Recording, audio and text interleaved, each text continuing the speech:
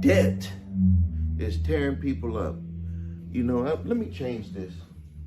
I got credit card debt on here.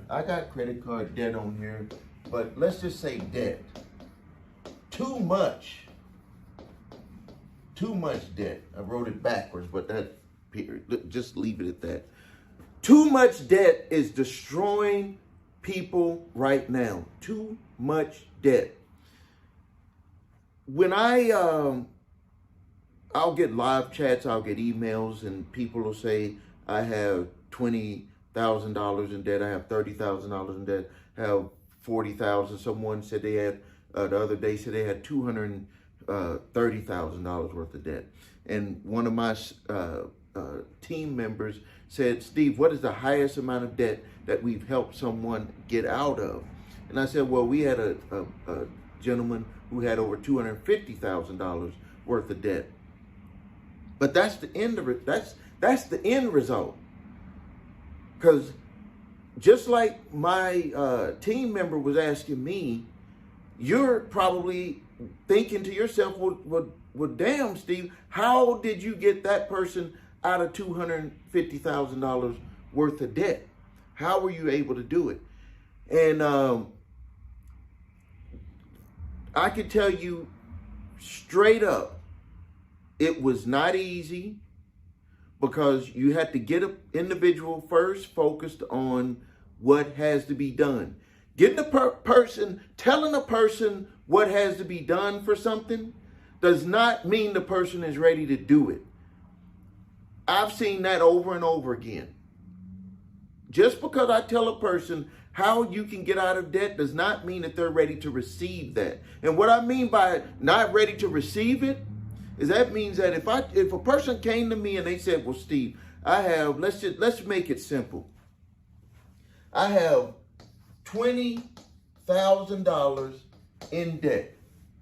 A lot of people will come to me and they will say, I have such and such amount of debt. And the first thing that I say, it's like a test in a way, is, okay, well, break that down for me. Because I won't even help you. You can't come to me and say I got $20,000 worth of debt. But I understand why a person would come to me and say I got $20,000 worth of debt. Because they look at all their debt as one debt. They look at, this debt is beating me down and I can't do nothing. I can't move forward. I have no cash flow. I can't pay my bills. I'm fighting with my spouse. The kids aren't listening. I can barely pay my mortgage or pay my rent. I can't pay my car insurance. They're going to repo my car. That's why people think of debt as just one big monster, one big ball. And the first thing I tell people to do, and if a person does not do this, I won't even help them. I will not respond. I'll just wait. And maybe you've asked me before, and if you've ever asked me, because this comes directly to me when it talks about getting out of debt, is that I tell people, well, you better break it down. You better break it down. Don't come to me with $20,000 worth of debt. I want to know exactly how that $20,000 is accumulated. Or not how you got to $20,000. I want to know exactly, is it a credit card with $5,000? Is it medical?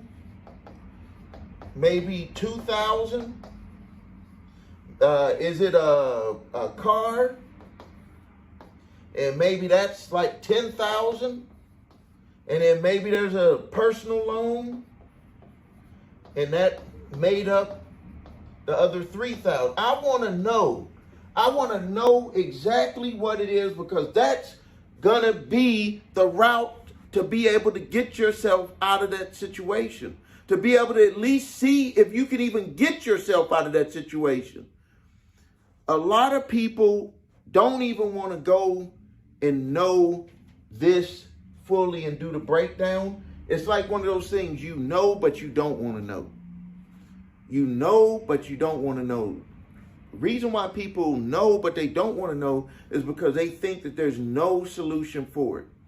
But let me tell you, regardless if you know and you don't want to know, that all of this stuff is going to come to a point to where you're going to have to deal with it.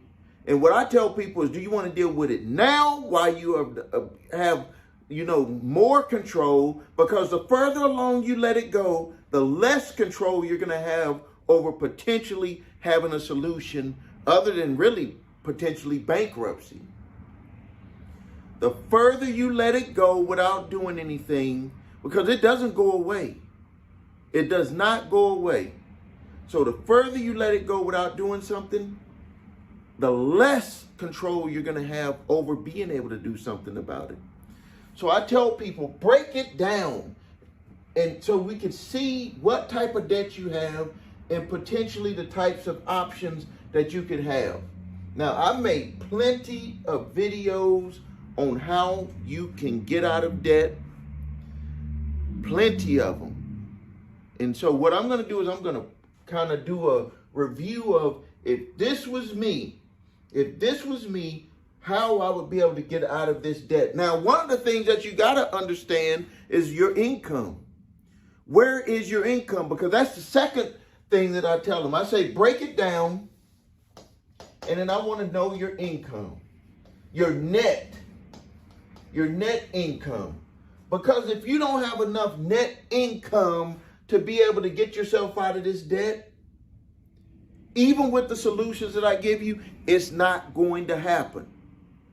Now, I know you probably saw other videos about velocity, being able to use, what do they call it? Velocity something, I don't know, to be able to get out of debt. Well, let me just tell you, to do that, you have to get into other debt to be able to get out of debt. Some of you are not in that position. Other people say stuff like, well, maybe you could use a HELOC against your mortgage. Well, some people aren't in that position. Also, no matter which way you take, my way, other people's way, it's going to take discipline. It's going to take discipline. One of the reasons why you're in this situation is because you did not discipline yourself against your income and your expenses. A little bit over a period of time, it could be some years, over a period of time, you ended up just stacking on debt after debt after debt, small payment after small payment after small payment, and all of a sudden, all of your net income was eaten up, and now you ended up using your credit cards to be able to maintain your lifestyle, and then now you're at a point where you can't even use your credit cards to maintain your lifestyle, and now you're going backwards. You can't even pay your expenses, and now you're losing power every day that this goes by, and you know it, So now what are you going to do about it? So the first thing is you break down your debts, and then you look at your net income. The simplest way that I've been able to do it, this is the way that my wife and I did it. This would be the first way that I would look at doing it if you haven't already done this option already and utilized it. But even if you have, I think that you would still potentially be able to have this option because these companies, they know that people are struggling. So the first thing that I would do is with the medical debt, this is just going to have to be on hold. The medical debt is going to have to be on hold. The credit card debt, the car payment, and the personal loan, you're going to have to get deferments. You're going to defer. Most places will give you, I'm going to change the color on here. You're going to defer.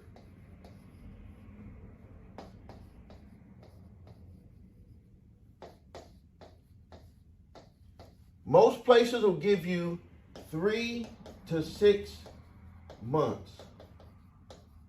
The great thing about doing it this way is that you don't mess up your credit. They're not going to put the medical on your credit. Hopefully, some of the times they will, but there's new laws that will not allow them to put the information on your credit. And mostly if this is broken down, this can be broken down between several different vendors, even though it came from one hospital bill, this could be broken down, so it may not even qualify to be placed on your credit. And then also, if they end up breaking some the HIPAA law or any types of privacy, that whole debt could potentially end up getting erased. Don't focus on that though. Don't focus on the debt being able to get erased. We'll get into that in other videos. Let's just focus on getting out of debt using our income. So if you're able to defer, let's just say with the payments on this one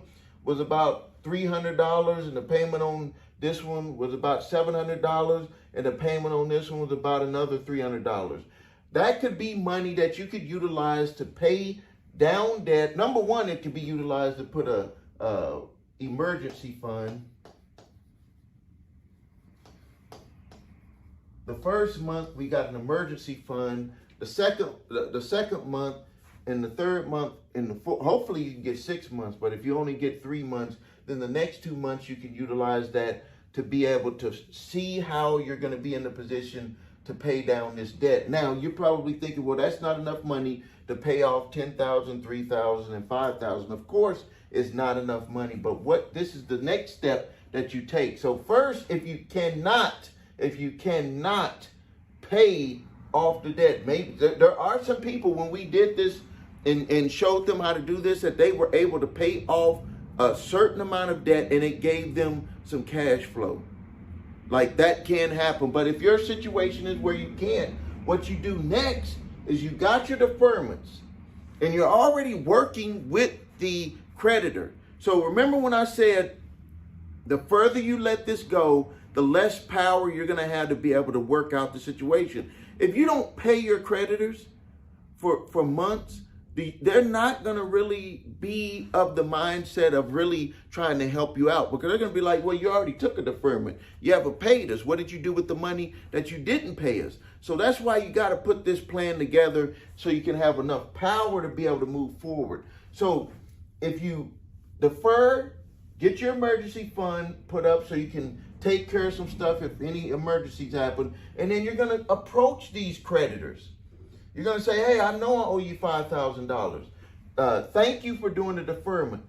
To be able to move forward right now, this is what I need to do. I know that this payment here was, I forgot what I said earlier, but let's say it's $350 a month. I know it's $350 a month, but right now, this is what I can do. I can pay $150 a month for sure. And then later, we can revisit and I can get back up to my regular amount. Now, you might be saying, well, it's going to balloon up the debt. Well, yes, it's going to balloon up the debt, but it's going to give you relief.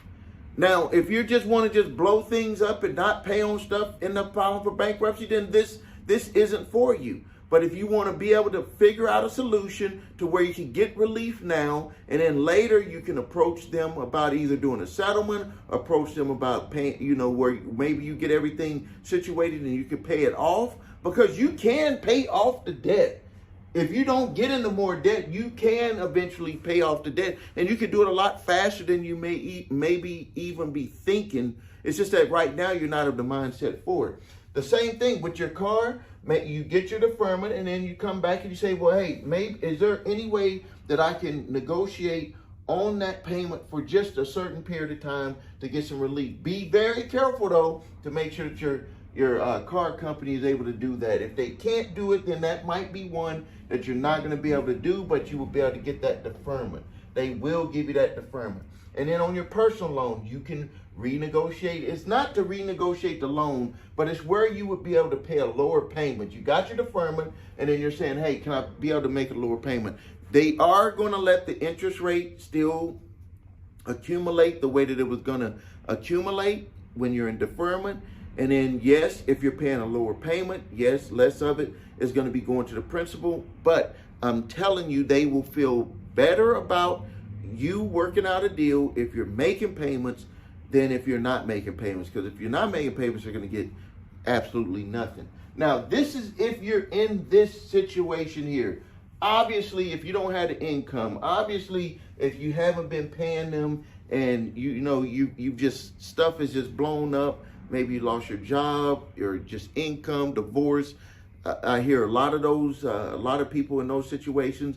This solution may not work for you, but there's a lot of people out there that this solution could work for, and I just wanted to make it available to you. Just like when people are talking about Velocity, to pay off debt using Velocity. I wish I remembered other Velocity. Is it Velocity Banking? I'm not sure. But when people talk about that, a lot of people can't qualify to be able to get a second line of credit, or to be able to get a credit card to utilize to do Velocity Banking.